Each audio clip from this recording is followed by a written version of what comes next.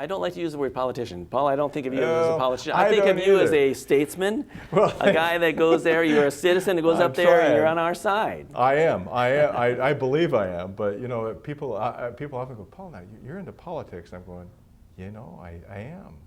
And I never thought I would. I guess in that sense, I'm in politics. But Yeah, I've heard the definition: poly meaning many, ticks meaning blood-sucking insect. I've never heard of it that way. But I could, you know, there's probably some people that would agree with you on that. I guess it would depend who it is. And the natural pull. I interviewed with a city councilman from Washougal the other day, and even at that low level, he sees the natural tendency of government to just simply feed itself and grow. And there's always needs to be a check that holds things back and say, wait a minute, we can't continue to grow government because all of that requires, for every government job, every job that's publicly funded, there are typically, I believe, 8 private jobs that have to pay for that one. So it just becomes too burdensome. So the fact that you've got so much at the state level, that natural growth, that gravity that continues to make that want to grow, you must see that on a frequent basis. Yeah, and I think that's really what's going on right now in Olympia is they've always had more revenue, so things have always More and more and more. more and more and more. And you know, it's kind of like maybe if you have too much ice cream or too much of anything and you get bloated and fat and whatever, and there's a lot of food sitting there, so you just decide you're going to eat it, and that's really what's gone on with our state. It is a good analogy.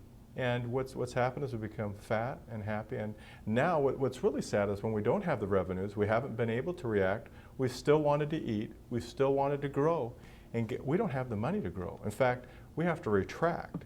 We got to go on a diet. And people are kicking and screaming. And I'm sorry to say, we're off here feeding people who have been used to being fed now by the government trough, and we don't have the money to feed them anymore. And it's sad in a way, because some of those programs are great programs.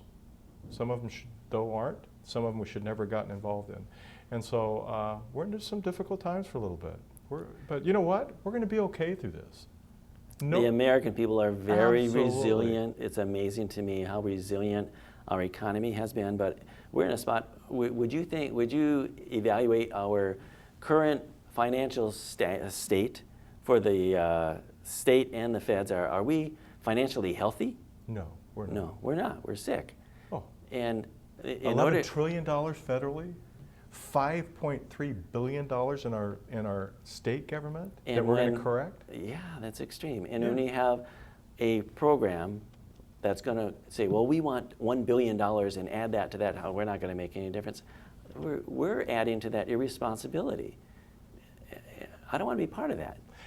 And the hardest thing is you'll sit in Olympia and you can kind of get lost up there. I mean, you kind of get in a little bubble up there, and you'll hear a law will pass, and you'll go, well, that's going to cost $100 million. Well, $100 million, is that a lot of money in the big scheme of things? $100 million to me, it's like, so. It's easy to lose perspective. It truly is. And you know, 50 million here, 10 million here, those are huge numbers. And we need to take every little bit we can and start to cut it and save it. And we really do. And if it's, and I think what's really happened is people get lost and they just think, oh, 10 here, 15 here. Sure. It doesn't matter. It all matters now. Yes. It absolutely does. Yes. So. I look at our neighbor here to the south, Portland. They've been diverting their tax dollars, their gas taxes, any money they can get, instead of building highways and roads, they're building light rail and streetcars. Here we're trying to, we say, well, there's no money for a bridge, there's no money for a bridge. And they just decided that they're going to spend $450-some million on streetcars, optional streetcars. They're trying to get people out of cars. When cars are I think of cars as red blood cells. I think of trucks as clusters of red blood cells. And all these roads are the lifeblood of our economy. And when our cure is supposed to get the blood cells out of the veins and restrict them, then what are we doing? We're killing the patient. We're making the patient ill, anemic. If we want more jobs, we want more business, we want to be able to have more customers on the road, we want to be able to have that thriving economy, we have to have good roads. We have to have that interstate commerce going on. We have to invest in this infrastructure. As we grow, as our economy grows, as our population Maybe grows. some American oil. Maybe we could dig for some American oil, Dave. I love being self-sufficient. We as Americans need to be self-sufficient. I hate to be dependent on foreign oil, especially those that don't count us as their friends.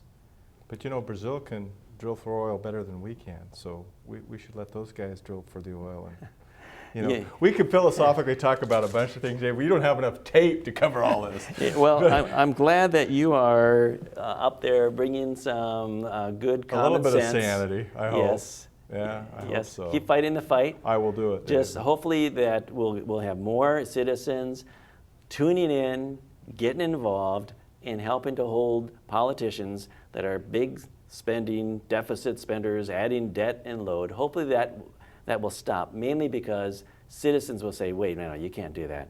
We want financial health, we want jobs, we want economy, and they'll elect more people that are trying to bring good judgment to our government.